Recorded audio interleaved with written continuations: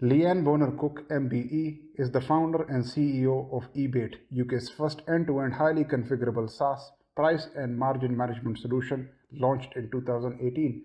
She has been actively involved in the UK tech sector with more than 2 decades of experience. In this podcast, we talk to Leanne about using Psychometrics to grow your business and support your team. Well, a subject which is close to my heart as well, which is around psychometrics and profiling and so forth. So just tell me, starting off, why do you use psychometric and profiling? I think for me, it's to get a balanced, rounded team, really. It's about creating the best in class team. And I don't mean that just around the skills and knowledge of a person. I think you can assess those, but it is about personalities, abilities, and motivations. And, bringing that all together and all having those different contributory factors is what builds out a strong team. I suppose it might be worth sort of just explaining to people what psychometric tests and personality profiles and the like are. Yeah, because I think there's quite a lot of confusion there, isn't there? So, and Mike, you're obviously an expert in this area as well, but personality profiling to me is a tool used to evaluate you. So it's about the values, it's about your life skills, it's about your beliefs. So it's all about you internally, what you think and how you think. And then psychometric testing is more about your mental capacity. So, your knowledge, how do you adapt to knowledge? How do you solve problems? What's your quality like? So it's those types of things that psychometric testing does. Yeah, for me, the thing about personality profiling, it's very much about that self-awareness, and particularly, I think, for business leaders, we really do push that idea of self-awareness. Yeah, absolutely, and I think we do.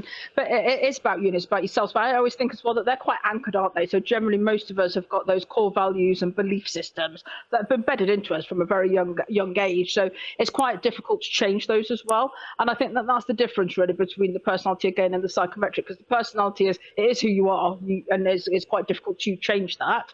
But actually, your mental capacity and to adapt and to behave differently is something that you can change. Lovely. So how are you using them specifically within your organisation? So we use them for two things, really. So firstly, for recruitment.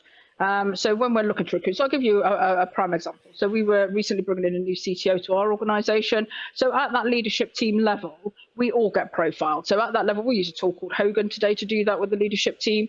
And that actually then assesses us all, looks at where the strengths and weaknesses are of the different team members. And I think for me, being the CEO of a business, what I've always found difficult is that you gravitate to like-minded people. So for me, I'm really social. I'm definitely not a complete finisher. I get bored in about 10 minutes and I'm moving on to the next thing. Well, if I employed a team that was like that, guess what? We probably wouldn't have a very successful business, but would have lots and lots of fun. So I think it's about really trying to combat those strengths and weaknesses of each individual. So collectively, you come with the full package. So do you share that information about each other amongst yourselves? Yeah, we absolutely do. So that's what we do for the leadership team, and yes, we do. And also then what it does is it brings in a level of awareness as well. So when we're actually having board meetings and things like that, if you're allocating somebody an activity, you probably know that they're not going to do it or they are going to do it. So you know the ones that are and the ones that aren't. So therefore, it helps you even, what your expectations are of that person. It sort of helps you manage those expectations as well. So that's how we use it in terms of the leadership team. For the rest of the team, we do use Thomas International DISC profiling, and we use a company called Ensize to do that. But it's slightly different, but it is DISC profiling, and we do that with the whole of the team. And again, that's more about understanding the personality traits of all of the team together collectively. So we'll work with somebody, and we may find them like irritating, or they're really detailed and we're not detailed, and they start to frustrate us. Well, actually, don't let them frustrate you. They're just different to us, and we need those people in our organisation too. So it's about adapting your behaviour to meet somebody that is in conflict with your usual style of working. So again, for me, I'm very fast paced, very, very quick. I like just snippets, high level information. I'm not into the detail. And when you start talking to me about the detail, I'd get bored very quickly and sort of like start having a little doze in the corner. But I also realise how important that is to our business. And if everybody was like me, again, we'd be in real trouble. So having and understanding those differences and differences in the way people operate, I think is really, really important. And again, we share that across the team to try and develop that cohesive working relationship amongst them. I'm guessing, obviously, the more senior level, people are probably quite used to being given these tests and profiles. But amongst the rest of your team, I guess for some of them, it was the first time this has ever happened. How did they react to it, and what did they think of that in the first place? I think it's quite funny because even when people are physically undertaking the psychometric test, I think some people feel like it's under quite a lot of pressure and what are you looking at and what are you trying to do, and it's all about them. And it's like, well, it isn't about you. It is about understanding the dynamics of how you would all work together as a team. So whilst we do it individually, we all then come together on a whole day, looking at the whole profile. And it's quite interesting because we're split across 2 countries as well. So you've got like cultural differences as well, which was quite interesting to understand. And the first time I ever did this in a team, I worked in the corporate world at the time, and we did it within a team.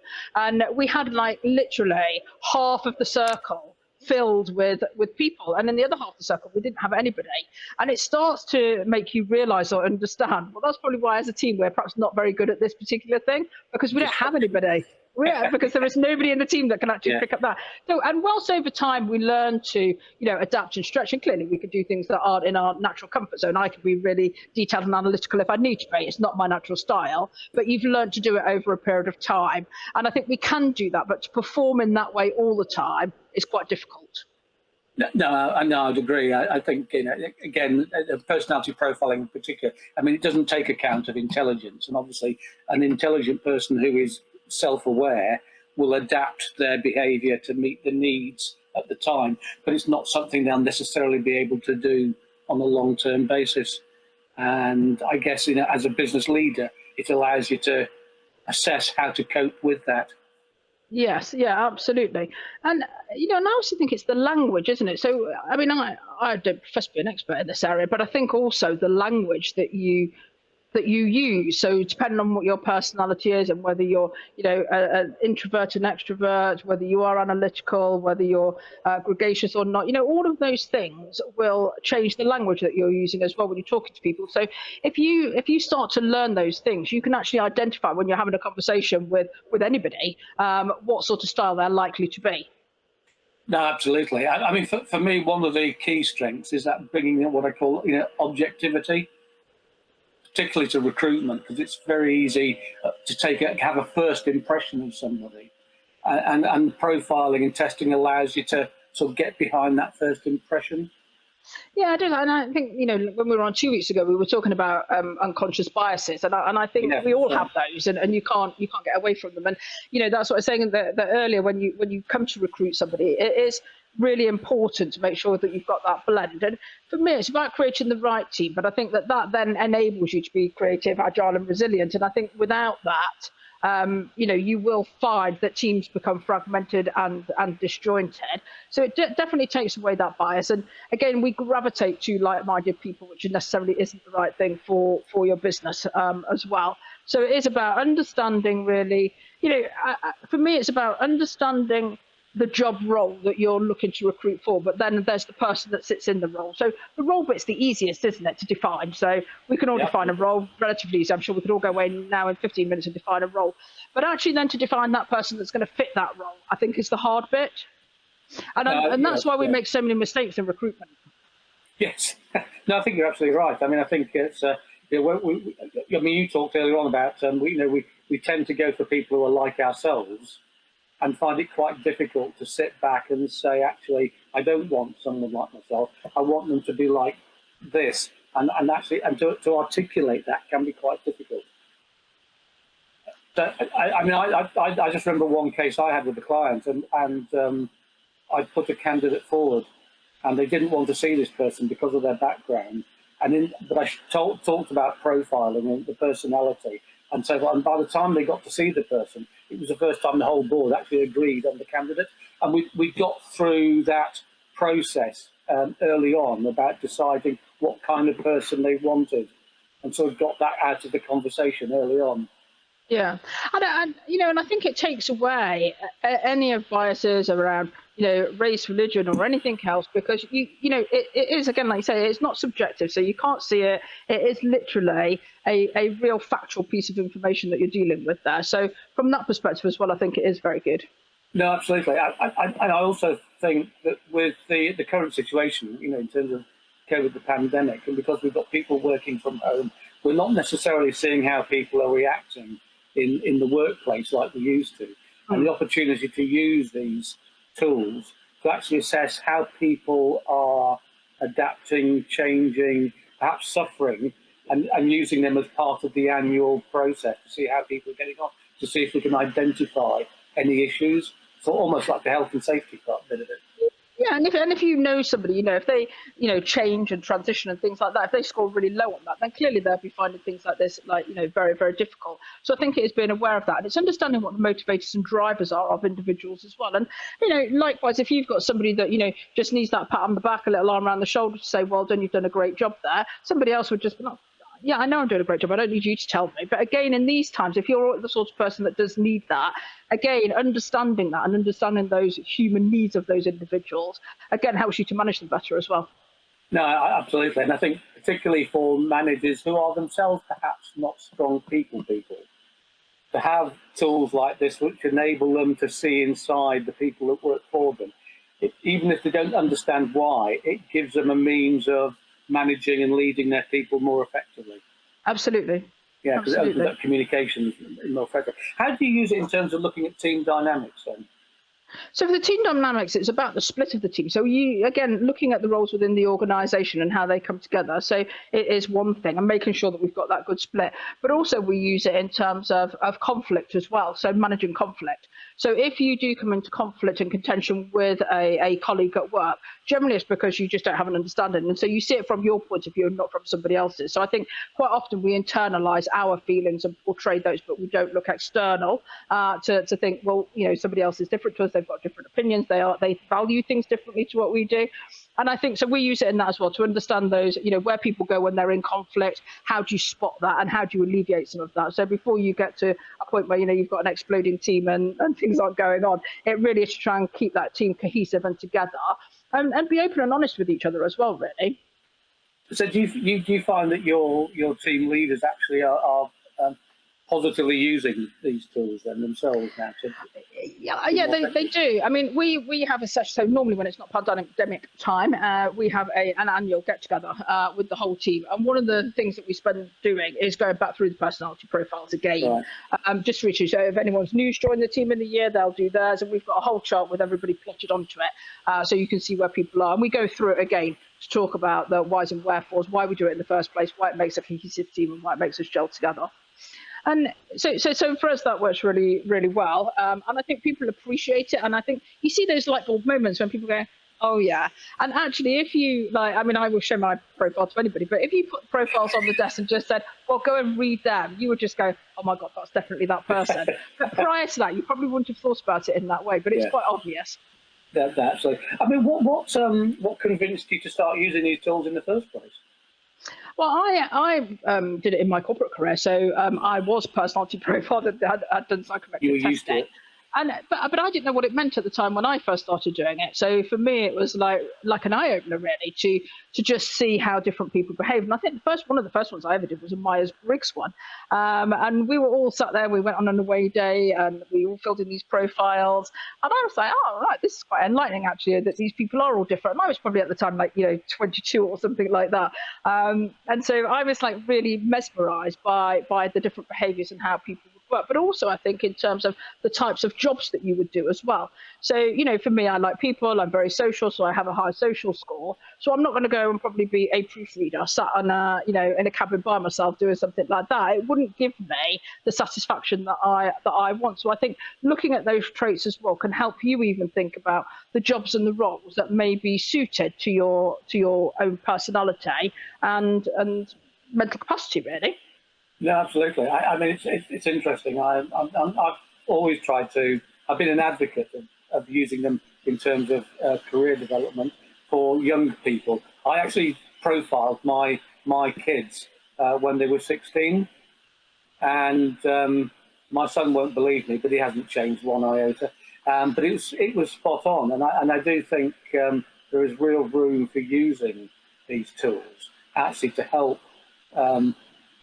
School students when they've done their A level at that level, actually I think it could be extremely valuable for them. No, absolutely, I agree with you. And it's interesting because when you come to the personality profile bit, I mean, I've done them 20 years ago and I've done them today, and they literally have moved millimeters. Yeah, they don't change that much. No, they don't. They don't. And that's what I'm saying. That comes down to your core values, doesn't it? Yeah. Whereas I think from a mental capacity perspective, things do change. So I think Yes. your ability to solve problems doesn't change. I think you've either got that logical mindset to be able to do that or not. But I think that your behaviours can change over time, depending on age, risk factors, where you are in life, etc. So yeah, and some we have coaches and mentors and so on, and they teach us things, and we pick up on those traits, and I think those can help us to adapt absolutely. some of our behaviours. But I think our core personality doesn't change dramatically over time. But it's so. Go on. I was going to say one of the things that we use it for on our away days or with the team or whatever is that succession planning within the team. So we may get somebody that says, well, I've been here for ages, I want to be a manager, but you're like, would go through with their profile with them then. And, they come to their own conclusion that actually probably they won't want to be a manager, but it's about, and actually, so then what's the motivator of the driver? Well, the motivator of the driver is I actually want more money. Well, you don't have to manage a team to get more money. You can just be good at what you do. So I think using it in that succession planning way as well is really good. And I think even to put people off what they think they want to do. And it's understanding the motivator of the driver behind that what. Well, we do have a habit. Yeah, we do have a habit in this country of promoting people to one level above their natural ability. And we've seen an awful lot of people get promoted because they have a particularly strong technical capability, but they get put into positions of managing teams and then fall at that hurdle, which is which if they'd been profiled would have been immediately obvious that they weren't actually ready for it. Yeah, absolutely. And and today, I mean, we work in the tech space, but there is a shortage of really good candidates in the tech space as well. So we do use it for recruiting. For me, again, I'm a great believer. If you've got the right attitude, you can learn anything. So, and if you can demonstrate that through psychometric testing, that you've got the knowledge, you've got the capability to solve problems, you've got the capability to be able to adapt to change and learn quickly and learn new things. And then what is that learning style that you've got? Then we would take the punt and take somebody on and give them those skills and that learning that they need. But again, it alludes you to as what type of learning do they want as well. So do they want to go into a classroom type style learning? Is it a kinesthetic type learning? What is it? So it'll help you define that as well. And all too often, again, when I was in the corporate career, it was just like, right, we have to go on training courses, you're going on this one. And I would be bored to death. I mean, it wasn't engaging for me. I don't like classroom style learning. I would rather not bother. But that was my personality. So they were wasting their money sending me on to these things in respect. But it was one model fits all, and that's what you're going to do. No, absolutely. I mean, I suppose the question I always have is why don't more companies use them? I mean, what would you say to an organisation that said, "Oh no, we don't need that"? I think people think that you're using them to pigeonhole people, and I think it's absolutely the opposite.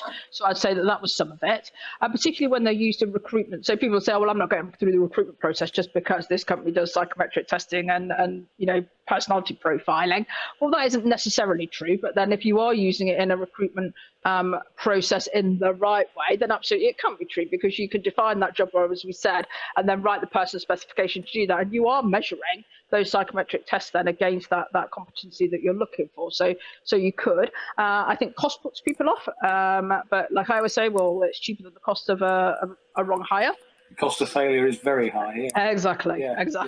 So, and even worse is to hire somebody that doesn't actually work out, because not only got the cost of recruitment, but the cost of any damage they've done in the meantime as well. Well, and just even the onboarding. So the onboarding, the induction, the training of that person. It's all time and money and effort, isn't it, for somebody in the team? So yeah, absolutely.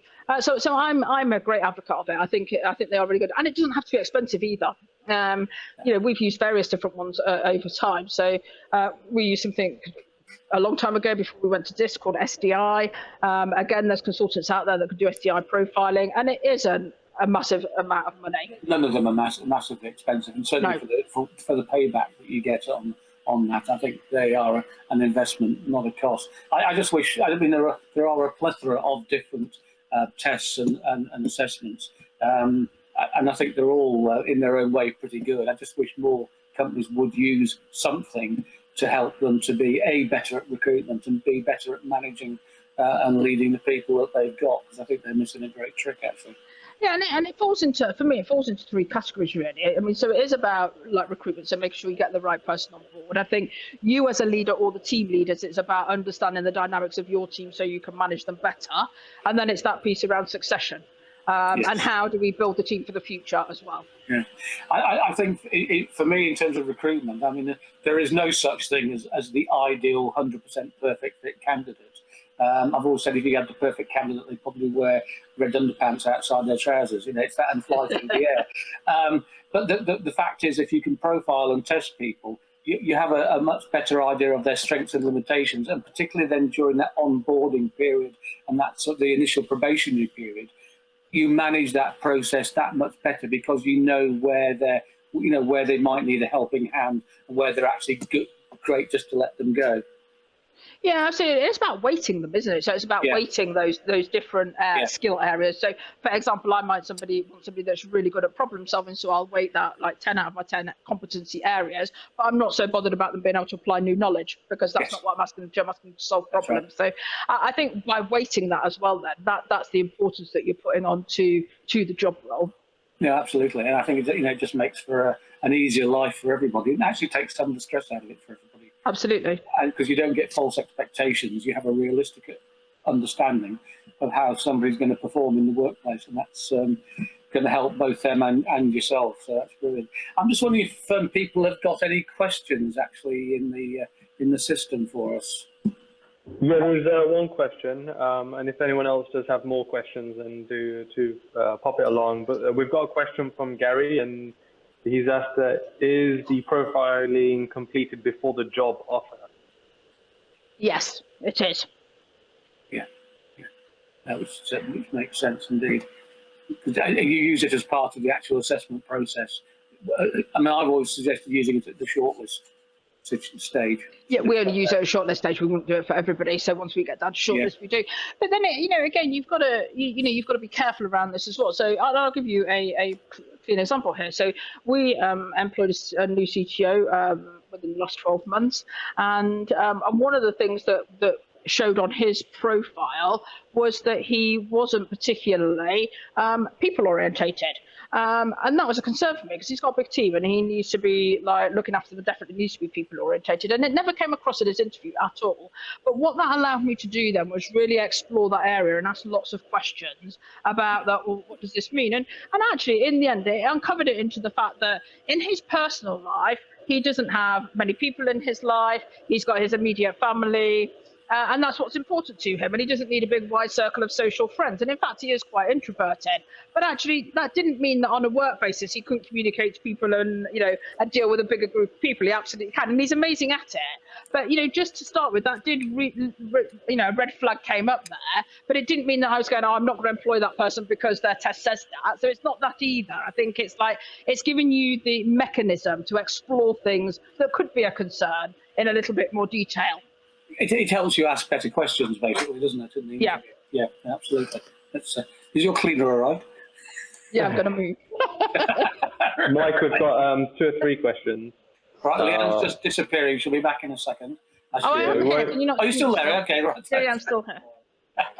So we've got a question from Arandika. Actually, a quick question to Mo. Is it the case that you can't type the question because you're on your mobile? Just nod your head.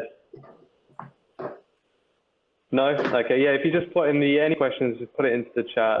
If you can't ask it, let me know. But we've got a question here from Arandika. In the recruitment process, some companies are starting to use the online games as a psychometric test rather than standard ones. What are your thoughts on the evolution of the psychometric testing? I think, again, it depends on what role you're recruiting for. So I think that, games, well, what is it that you're testing for? So I mean, most of them are online, but if are we talking about a physical play in a game to see speed and awareness and reaction? Just ask. Yeah. Veronica, yeah, rather than typing, you can just ask. If you unmute and then just ask the question, it'll be easier. There are different parts in actually. Some have puzzles, some have you have to put different numbers in it to unlock a gate or something like that, and they put different stages in each games actually.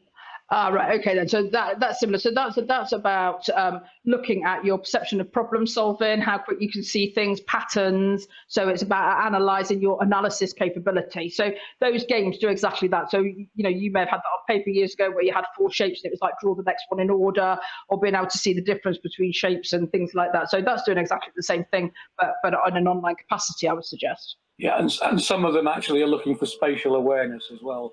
I mean, for instance, they've been using online gaming to help develop the England rugby team. Were using it some years ago, and it was part of improving spatial awareness. So it's really built looking around competencies in many ways. That one.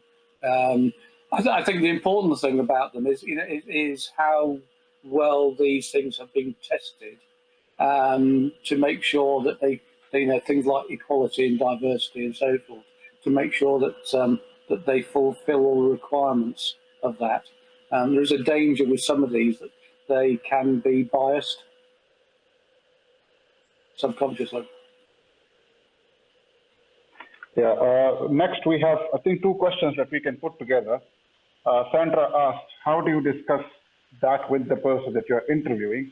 And then Suki asked, at what stage she introduced personality profiling? When is the right time in establishing and growing a business? So I think those 2 can be put together. When is a good time to bring this up, and how will you connect it with growing a business, basically? Okay, so I mean, to the person that we're interviewing, clearly they've done the personality profile, so we may allude to parts of it during the interview process, or we may not at all, but it'll formulate some of our questioning techniques at the interview. Post-interview, if any candidate asks for their profiles, we give them the profiles themselves so that they can see them and use them in future jobs as well. So we do give them to them, but we don't necessarily sit there and discuss the actual psychometric test at interview stage, but we would do that when they come into the actual business then as well, and that's about in terms of team fit and dynamics.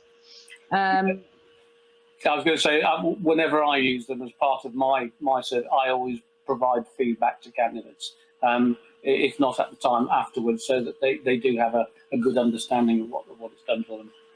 Yeah, post-interview. I mean, I think sometimes in ours, when we use external candidates, I will do that. I would say that I am trained in doing psychometric testing and feedback, so therefore I wouldn't do it necessarily. I would give them the report and they can interpret how they want, or I would offer them the consultant that we use to do our profiling. Yeah. I would then offer them a feedback session with them if they wanted to take that further. Yeah. Yeah, just a quick follow-up question. This could go to Mike or Leanne. From a legality perspective, is it the case that you could ask any questions? Are there any legality concerns from the perspective of recruitment?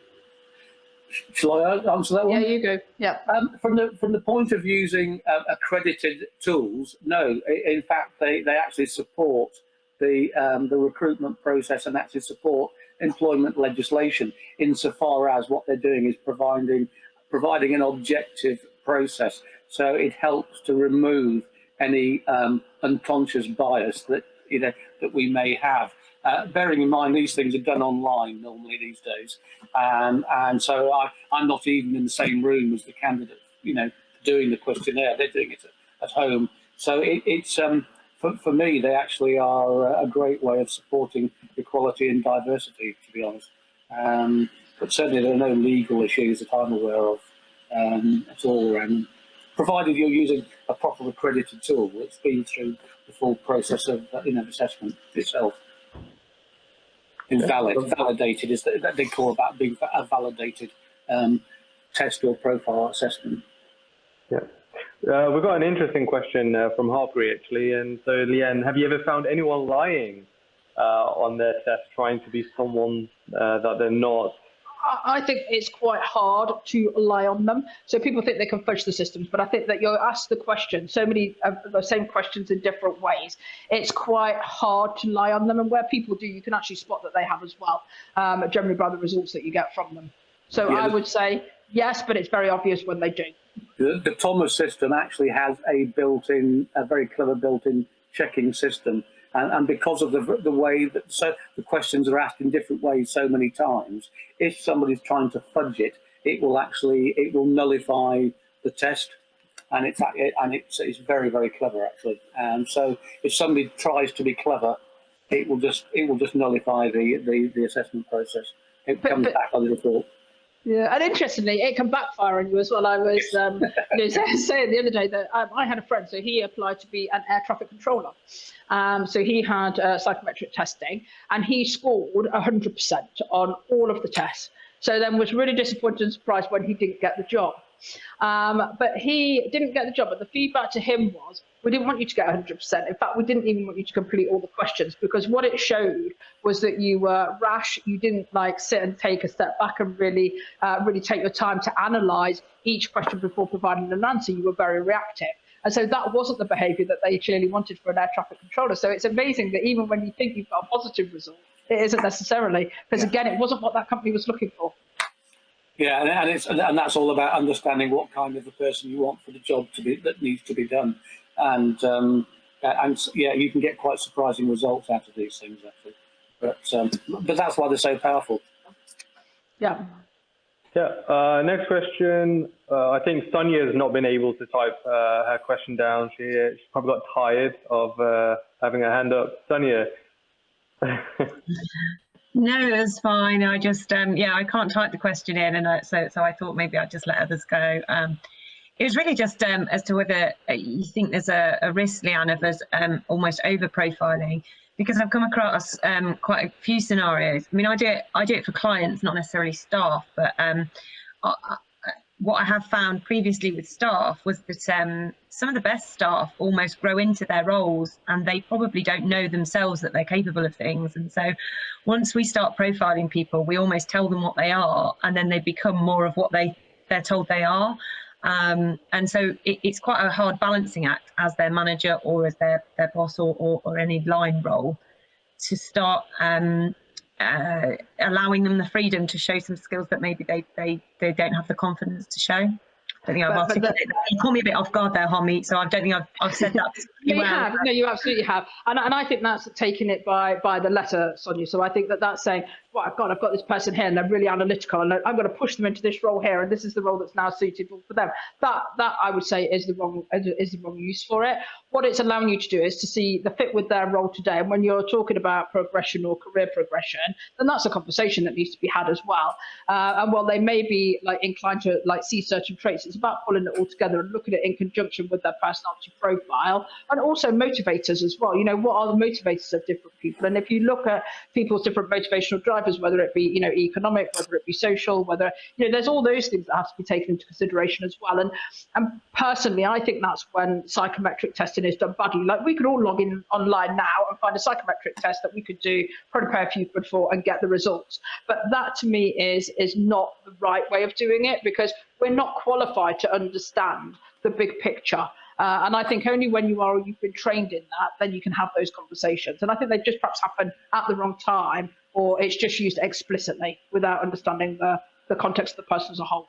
Yeah, the feedback and the way it's given is incredibly important. And part of the problem, not the problem, with most of these tools, the report in black and white doesn't necessarily convey all the subtleties that a trained assessor will be able to pull out of it.